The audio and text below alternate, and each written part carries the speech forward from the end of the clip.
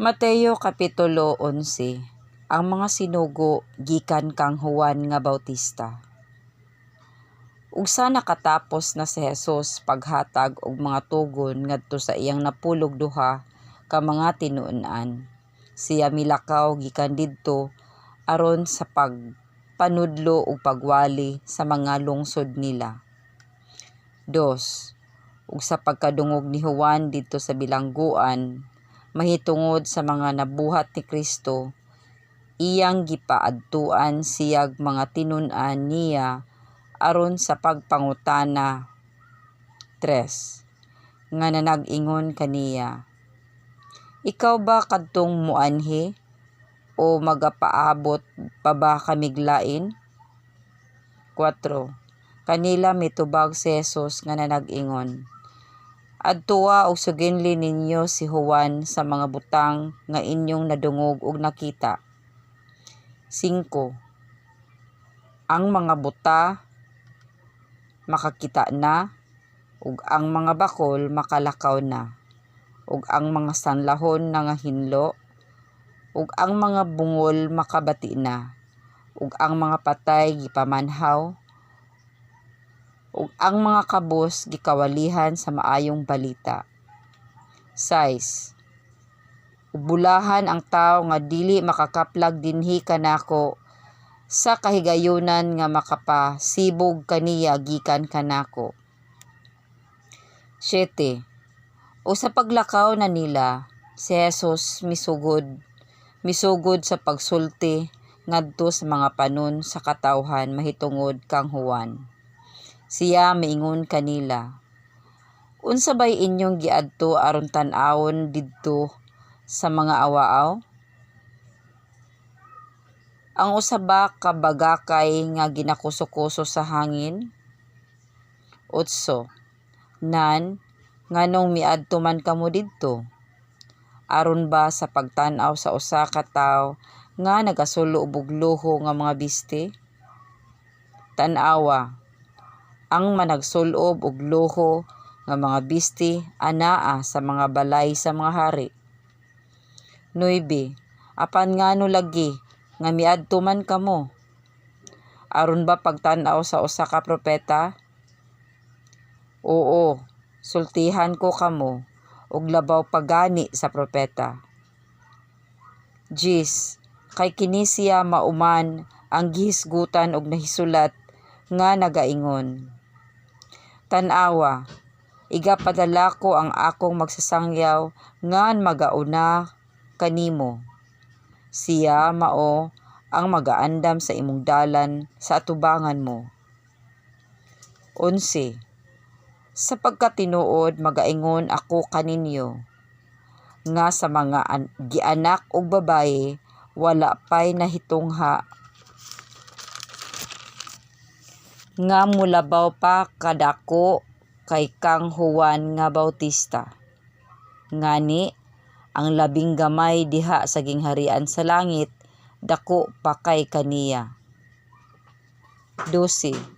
Sukad sa mga adlaw ni Juan nga Bautista hangtod karon, ang gingharian sa langit nakaagom na sa mga paglugos, ug kini ginaagaw sa mga manglulugos pinaagig kusog. 13. Kay ang tanang mga propeta ug ang kasuguan na naghimog mga propesiya hangtod kang Juan. 14. Ug kun buot kamo motuo niini, siya mao si Elias nga magaanhi. 15. Ang may mga dalunggan nga makadungog kinahanglan magpatalinghog. 16.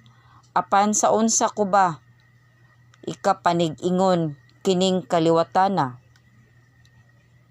Kini sama sa mga bata nga managlingkod sa mga baligyaanan ug managsinggit ngadto sa ilang mga kauban sa duha, manag-ingon. 17. Gitukahan bitaw namo kamog plauta, apan wala man kamo musayaw. Nagminatay kami apan wala man kamo magtampok-tampok sa inyong mga dughan. 18.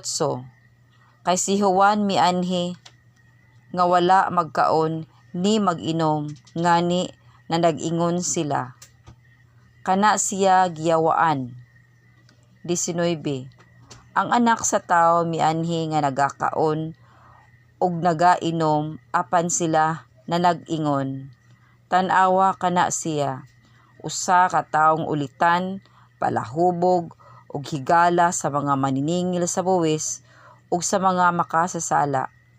Apan ang kaalam ginamatarong baya pinaagi sa mga binuhatan niini.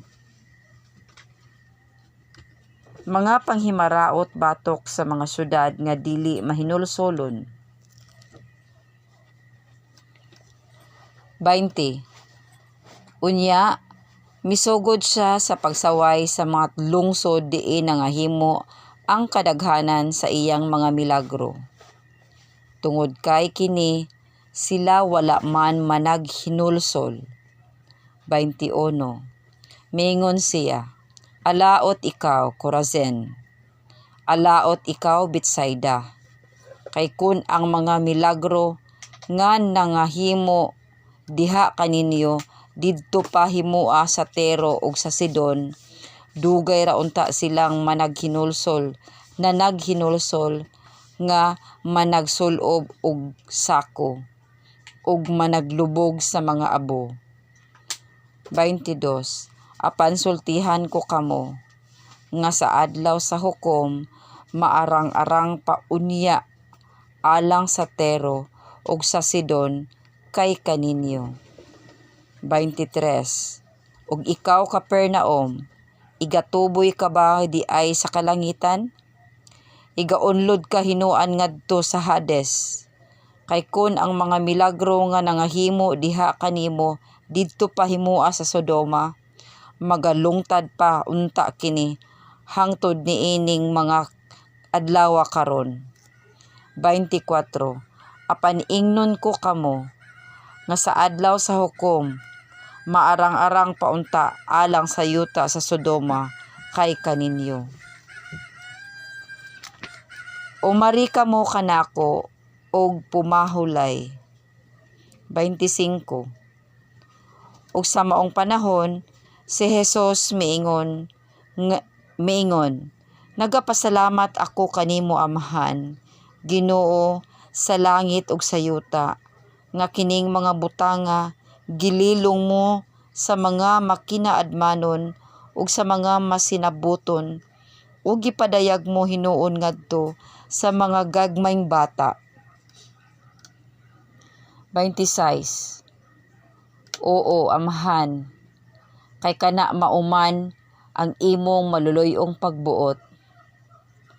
27.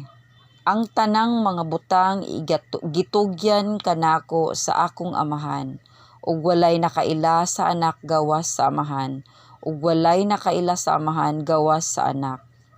Ug kaniya kang kinsa igakahimuot sa anak ang pagpadayag sa Amahan. 28. Umari kanako kamong tanan nga nabudlay ug nabugatan ug papahulayon ko kamo. 29. Isangon ninyo ang akong yugo diha kaninyo ug pagtuon kamo gikan kanako. Kay ako maaghop ug mapaubsanon sa kasing-kasing ug makakaplag kamo pahulay alang sa inyong mga kalag. 30.